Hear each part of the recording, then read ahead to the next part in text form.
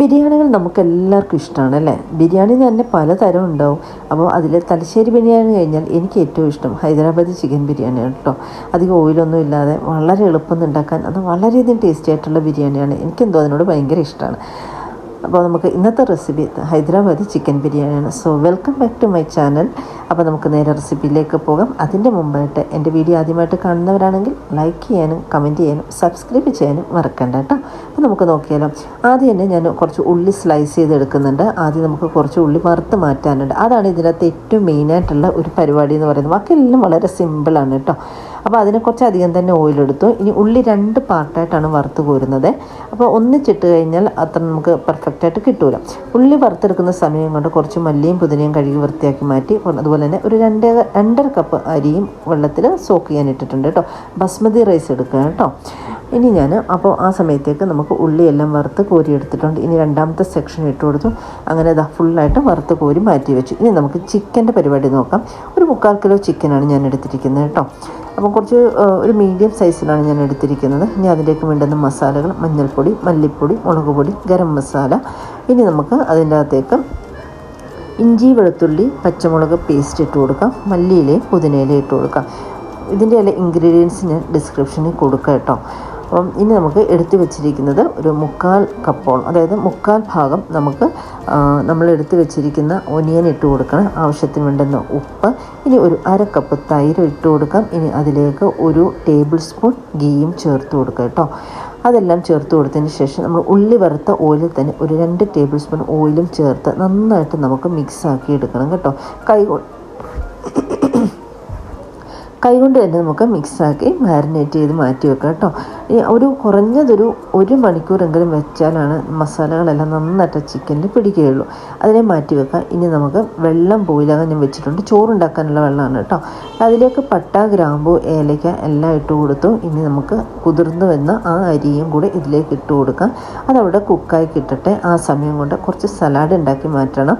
ശരിക്കും പറഞ്ഞാൽ ഹൈദരാബാദി ബിരിയാണിക്ക് ഇങ്ങനെ സലാഡോ അതിൻ്റെ ഒന്നും ആവശ്യമില്ലാന്നാണ് എനിക്ക് തോന്നുന്നത്. പക്ഷേ ഇവിടെ എല്ലാവർക്കും ഇഷ്ടമായതുകൊണ്ട് മാത്രം ഞാൻ എടുക്കുകയാണ് കേട്ടോ.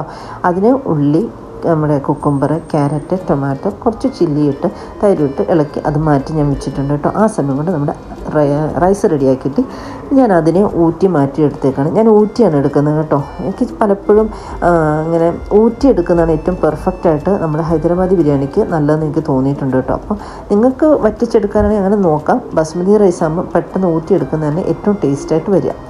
അപ്പോൾ നമുക്കിനി മസാല ഉണ്ടാക്കാം. അതിനുവേണ്ടി മാരിനേറ്റ് ചെയ്ത് വെച്ച ചിക്കനെ നമ്മൾ പാനിലേക്ക് ഇട്ട് കൊടുത്തു. അതിലേക്കിനി 1 ടേബിൾ സ്പൂൺ ആ വറുത്ത് വെച്ച ഓയിൽ തന്നെയാണ് ഞാൻ എടുത്തിരിക്കുന്നതിൻ്റെ ബാക്കിയുള്ള എല്ലാ പരിപാടിക്കും കേട്ടോ.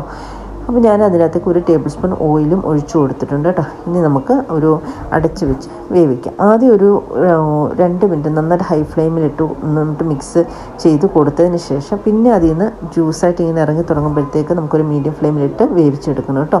അതും ഒരു 3/4 വേവാവുന്നവരെ നമുക്കൊന്ന് ആക്കിയെടുക്കാം.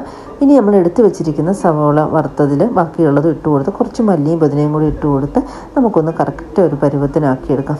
ഏകദേശം ആയി വന്നിട്ടുണ്ട്. നന്നായിട്ട് എണ്ണയൊക്കെ തെളിഞ്ഞ് നല്ല വൃത്തിയായിട്ട് വെന്ത് വന്നിട്ടുണ്ട് കേട്ടോ. ഇനി നമുക്കതിലേക്ക് ചോറിട്ട് ദമ്മ് ചെയ്യാം കേട്ടോ.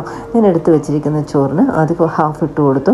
ഇനി അതിൻ്റെ അകത്തേക്ക് വറുത്ത് വെച്ച ഉള്ളി നമ്മൾ കുറച്ച് ഗാർണിഷ് ചെയ്യാൻ വേണ്ടി കുറച്ച് ഐറ്റം വെച്ചിട്ടുണ്ട്. നിങ്ങൾക്ക് നമ്മുടെ കുങ്കുമപ്പൂ ഇഷ്ടമാണെങ്കിൽ അതൊന്ന് പാലിൽ കലക്കിയിട്ട് കുറച്ച് ഒഴിച്ചു കൊടുക്കുക. അപ്പം കുറച്ച് കളർ കിട്ടും. ഞാൻ പിന്നെ അങ്ങനത്തെ ഒന്നും ചേർക്കാത്തതുകൊണ്ടാണ് കേട്ടോ. ഇവിടെ അങ്ങനത്തെ ഒന്നും ചേർത്താൽ ആർക്കും ഇഷ്ടമില്ല. സാഫ്രോണിൻ്റെ ഒരു ടേസ്റ്റ് ഇവിടെ ഇഷ്ടമില്ലാത്തതുകൊണ്ടാണ് ചേർക്കാത്തത്. നിങ്ങൾക്കത് ഇഷ്ടമുള്ളവരാണെങ്കിൽ അതും കൂടെ ചേർത്ത് കൊടുത്താൽ, കുറച്ച് പാലൊഴിച്ച് ചേർത്ത് കൊടുത്താൽ അതിനൊരു യെല്ലോ കളറും കൂടെ കിട്ടും കേട്ടോ.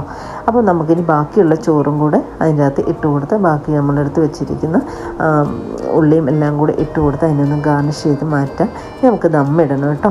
ദമ്മിട്ടിട്ട് ഒരു 15 തൊട്ട് 20 മിനിറ്റ് അത്രയും ഇട്ടാൽ മതി. കാരണം ചോറും നമ്മൾ ഫുള്ളായിട്ട് വേവിച്ചിട്ടിട്ട് ചിക്കനും ഒരു കുറച്ചുകൂടെ വേവാനുണ്ട്. അപ്പോൾ ആ ബാക്കിയെല്ലാം നമ്മൾ ഈ ദമ്മിലാണ് വേവുക. കറക്റ്റായിട്ട് നന്നായിട്ട് ദം ചെയ്യാം. നല്ലൊരു ലിഡാണെങ്കിൽ അങ്ങനെ തന്നെ വെച്ച് കൊടുക്കുക. ഇല്ലെങ്കിൽ അലൂമിനിയം ഫോയിൽ കൊണ്ടിട്ട് കവർ ചെയ്ത് കൊടുക്കുക. നമ്മുടെ സൂപ്പറായിട്ട് നല്ല മണം വരുന്നുണ്ട് കേട്ടോ. സൂപ്പറായിട്ടുള്ള നമ്മുടെ ഹൈദരാബാദി ബിരിയാണി റെഡി ആയിട്ടുണ്ട് കേട്ടോ. ഇനി നമുക്ക് അതൊന്ന് മിക്സാക്കി എടുക്കാം. നമ്മുടെ സാധാരണ ബിരിയാണി പോലെ അല്ല കേട്ടോ. ഹൈദരാബാദി ബിരിയാണി നമ്മൾ എടുക്കുമ്പോൾ നന്നായിട്ട് ഫുള്ളായിട്ട് മിക്സ് ആക്കണം കേട്ടോ. ചിക്കനൊന്നും ഉടഞ്ഞൊന്നും പോകില്ല. നമ്മളതൊന്ന് ശ്രദ്ധിച്ചാൽ മതി. നന്നായിട്ട് മിക്സാക്കി കൊടുക്കുക. അപ്പോഴാണ് ആ റൈസിലും അതുപോലെ തന്നെ നമ്മുടെ മസാലയിലെ ആ ഒരു ടേസ്റ്റ് എല്ലാം കൂടെ മിക്സായി വന്നിട്ട് ആ ഒരു ഫ്ലേവർ കിട്ടുകയുള്ളൂ കേട്ടോ. അത് എപ്പോഴും ബിരിയാണി വെച്ചിട്ട് ഉടനെ എടുത്ത് കഴിക്കാൻ നിൽക്കേണ്ട, ഒരു 10 മിനിറ്റ് ഒന്ന് വെയിറ്റ് ചെയ്താൽ കുറച്ചുകൂടി ടേസ്റ്റ് എൻഹാൻസ് ആയി കിട്ടും. ഇവിടെ അടിപൊളി റെസിപ്പി റെഡി ആയിട്ടുണ്ട്. എല്ലാവരും ഒന്ന് ട്രൈ ചെയ്ത് നോക്കുള്ളൂ. Thank you for watching.